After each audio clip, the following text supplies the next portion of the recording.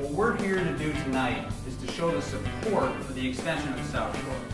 And those 8 miles that we're going to be talking about, or that we're referencing when we talk the extension, we really see those as an economic opportunity to change the landscape of Northwest Indiana.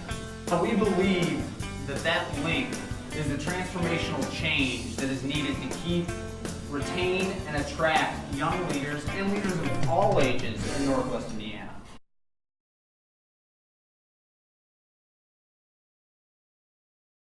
The RDA has been privileged to be a part of a lot of catalytic projects over Northwest Indiana, and that's what the extension of the South Shore is really all about. We're talking about bringing $157 million in new wages to Northwest Indiana, to the state of Indiana. While we relocate companies on a regular basis, and that's great, how much better is it to go tap into the guys next door and bring the money back here so that we can spend it on our local businesses, invest it in our communities, attract people back to the urban core, do redevelopment projects.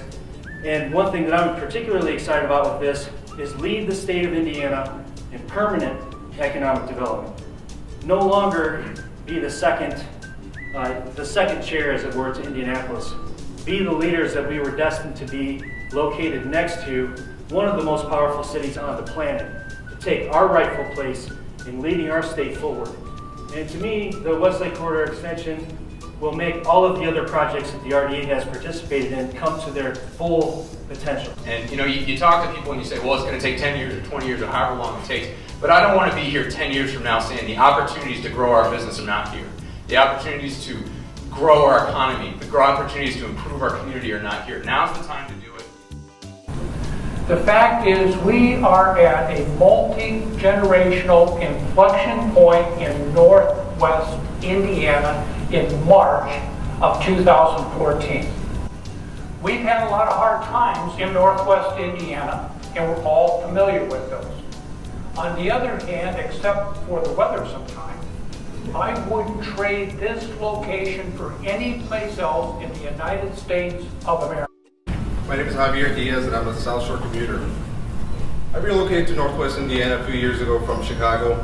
Some primary factors that contributed to my decision to relocate to the area was population density, traffic congestion, and elevated property taxes. Together with my family, we evaluated many concerns prior to making the decision to relocate to the area. These included affordable housing, preservation of an income range that we had grown accustomed to in Chicago, and overall cost of living expenses. To our delight, the standard of living in the area offered was very promising. The key influencer was access to public transportation. Without the component, we likely would be residing in a Chicago suburb today, contributing our earnings to that area. I personally feel many young professionals and emerging families could benefit from the expansion of the South Shore line, and equally benefit from all that my family was able to identify when we made our decision. Expanding the reach of the rail amplifies employment opportunities to anyone who's residing in the vicinity. Thank you. Generation has passed since Janet Moran had that first conversation with me about extending the South Shore.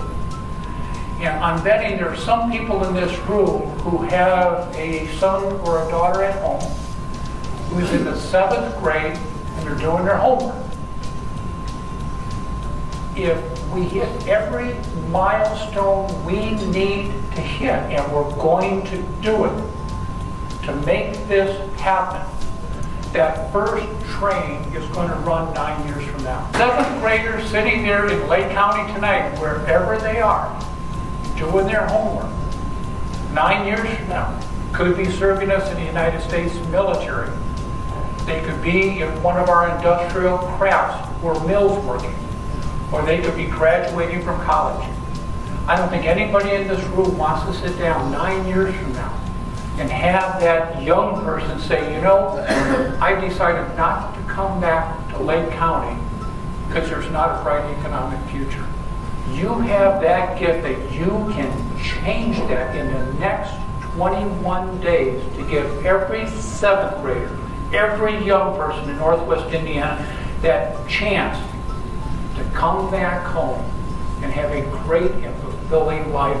And listen, I thank you on behalf of those children for your commitment tonight.